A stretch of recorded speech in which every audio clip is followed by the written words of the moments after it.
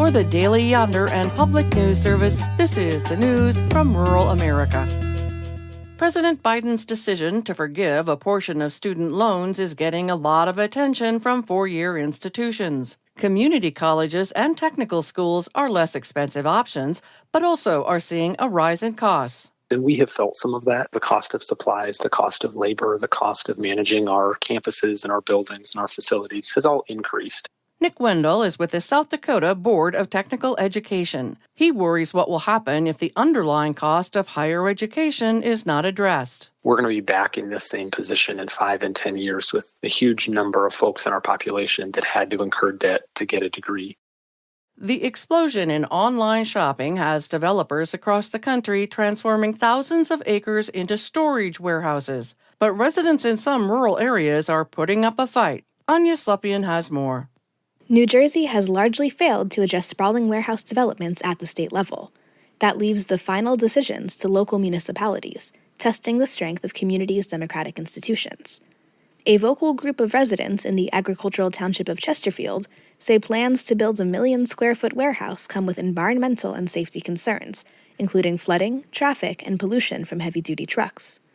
Chesterfield resident Shamita Kumar says she is most upset by what she perceives as the divisiveness and lack of transparency in what should be an inclusive process. We really want the facts. We really want a dialogue. We really want to pursue this in a way that's objective. And we don't all have the facts, and we're pointing fingers at each other. Developers argue warehouses can provide jobs and additional tax revenue for cash-strapped townships.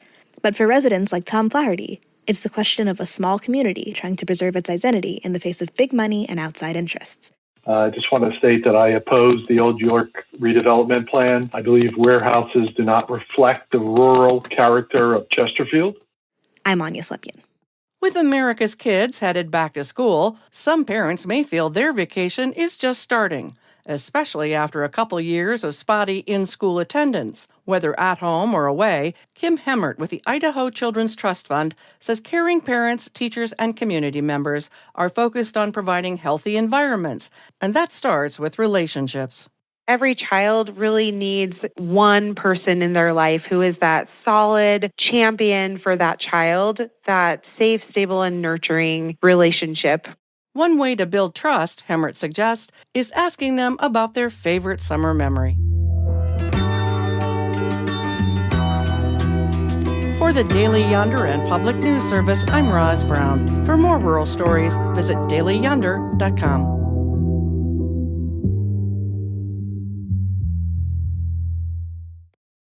Hi, I'm Jennifer Mooney. Welcome to what is our new Hope Interrupted podcast based on the work from our book, Hope Interrupted, that I co-authored with my good friend Byron McCauley. Hey, Jennifer, I'm looking forward to this podcast as much as I was looking forward to writing this book with you. We hope to interview some high-impact folks as well as have a little fun. We're going to cover stories of hope. To learn more about our podcast and our book, please visit www.hopeinterrupted.com.